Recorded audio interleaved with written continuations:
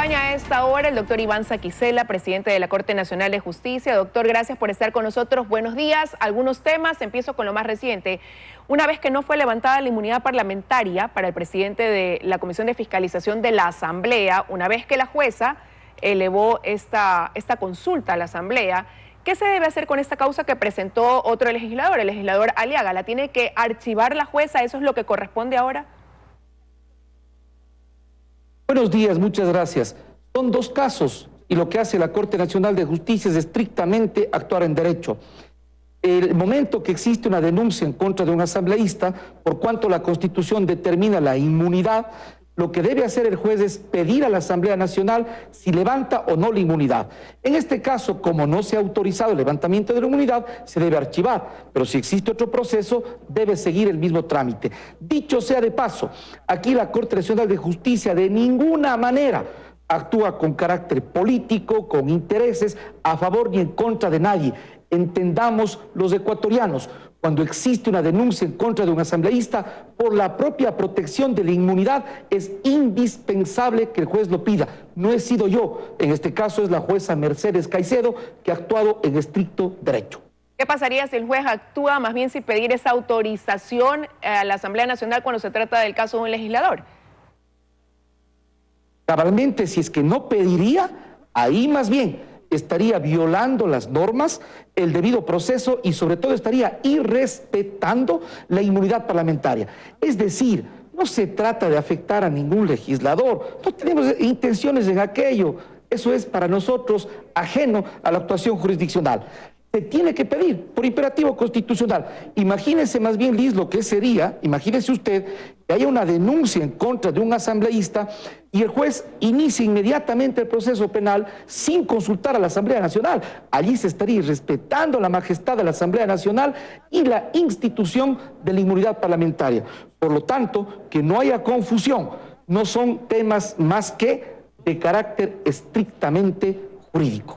Aclarado eso, doctor, vamos con el caso Singue. Uno de los abogados, de los implicados de este caso, decía que esperó que la Corte Nacional más bien se pronuncie por la inocencia de los procesados, por el tema de fondo en este caso, pero que la Corte optó por el camino más fácil, que fue declarar la nulidad del proceso.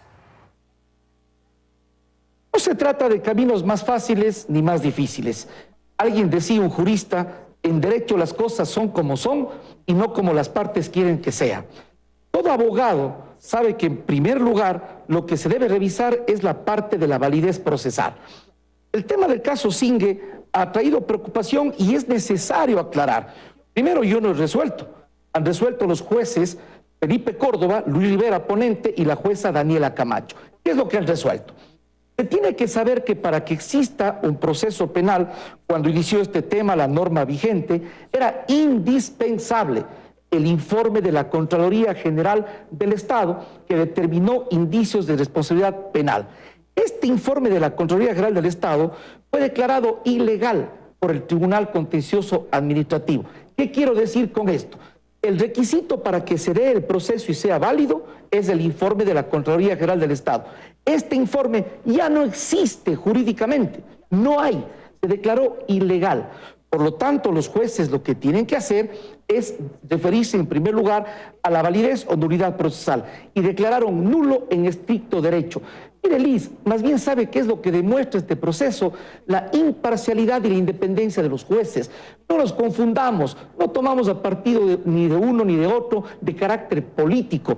¿Quién habla? Yo llamé a juicio en el caso Singue, fui yo quien llamé, porque además creí que en derecho correspondía, pero posterior a mi resolución se declara ilegal el informe de la Contraloría, que ya no existe, que ha hecho la jueza Daniela Camacho, el juez Felipe Córdoba y el juez Luis Rivera, declarar la nulidad apegada a derecho. Por ello comparezco ante el país para explicar este tipo de resoluciones y que no se vaya a tergiversar que son aspectos de carácter político. Es el estricto derecho. Yo sé que a muchos va a gustar y a otros no, pero es el derecho. Ahora, y algo más, doctor, la Fiscalía puede seguir investigando. O sea, puede seguir investigando, no puede apelar esta decisión ya sobre la nulidad, pero sería como abrir un nuevo caso sobre este mismo tema, prácticamente. Es lo que... Pero es que es lo que corresponde en derecho. Se ha referido la sentencia a la nulidad. Repito, ¿por qué? Porque ya no existe el informe de la Contraloría General del Estado. Y dicho sea de paso, esa resolución fue firme, por cuanto la Contraloría General del Estado en ningún momento impugnó o casó lo que el Tribunal Contencioso Administrativo declaró la ilegalidad. Ecuatorianos, cada ecuatoriano tiene que saber que deben respetarse los derechos y el derecho. Doctor. Si es que no existe un informe de Contraloría, ¿cómo se puede mantener un proceso? Sería un abuso del derecho. Y este no es mi criterio. Yo solo quiero explicar lo que han resuelto los jueces de la sentencia. ¿Para qué? Para que no haya confusión, que política, que corrupción. Y ahora, si es que hay un acto irregular y un acto corrupto, que se denuncie. Y ahora ayúdenos a entender qué puede conllevar también esa nulidad, por ejemplo, en el caso del ex vicepresidente Jorge Glass. ¿Con esto la defensa podría ya lograr que se concrete ese recurso de unificación de penas que le ha sido negado en ocasiones anteriores? Sobre eso tendrá que pronunciarse en el detalle. Yo ni siquiera conozco esos detalles, no está en mi conocimiento, eso es del juez de garantías penitenciarias. Y los jueces de la Corte Nacional no están actuando calculando qué puede pasar con aquello, simplemente lo que es en el derecho. No existe un informe de la Contraloría, no puede existir el proceso, eso lo saben los abogados. Por lo tanto, que no se acuse de irregularidad.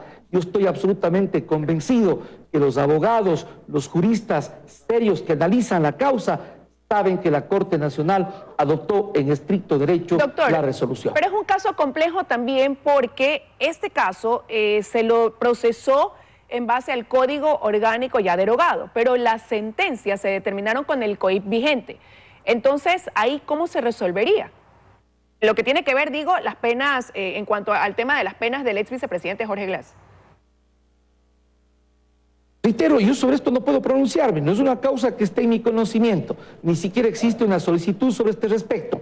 Lo único que corresponde a la Corte Nacional de Justicia es el llamado caso Singue, que tiene que ver con una contratación petrolera que la Contraloría General del Estado habría determinado irregularidades. Ese informe ya no existe, el proceso es nulo. Nada más corresponde a la Corte Nacional de Justicia.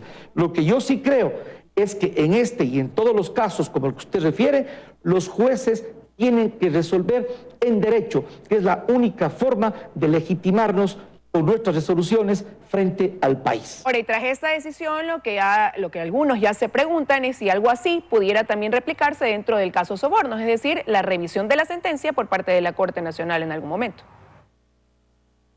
Son cosas absolutamente diferentes.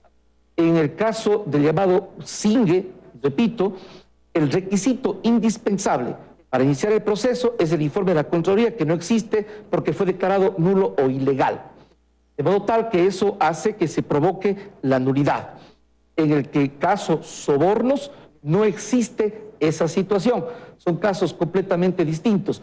Y una vez más, reitero, esto hace ver que los jueces de la Corte Nacional no resolvemos por antipatías o simpatías políticas, sino lo que corresponde en el derecho. Yo entiendo de que hay posiciones políticas sobre el tema. Yo no entro en eso. Respeto. Puede a unos gustar o a otros no gustar, pero que no se venga a endilgar a la Corte Nacional de Justicia arbitrariedad, y menos a quien habla. Y yo como presidente de la Corte Nacional no he conocido ese caso, no me ha correspondido conocer, sino en su momento que, repito, más bien yo llamé a juicio. Pero claro, en otro momento procesal, cuando se resuelve la nulidad, es cuando ya no existe el informe de la Contraloría General del Estado, porque fue declarado ilegal, sin valor alguno. ¿Por qué fue declarado ilegal? Esto es importante también saber. La sentencia dice, no son opiniones personales, la sentencia dice que la Contraloría General del Estado llega a hacer el examen fuera del tiempo previsto en la ley, es extemporáneo. Y aquí un estudiante de Derecho sabe en el Ecuador que cuando algo se hace de forma extemporánea, es decir, ha caducado, es ilegal. Revisen, por favor, el fallo, la sentencia de la Corte Nacional y del Tribunal Contencioso Administrativo. Determina con absoluta claridad: la Contraloría General del Estado actuó fuera de tiempo. Eso no puede convalidar ningún juez, al menos que quiera actuar arbitrariamente.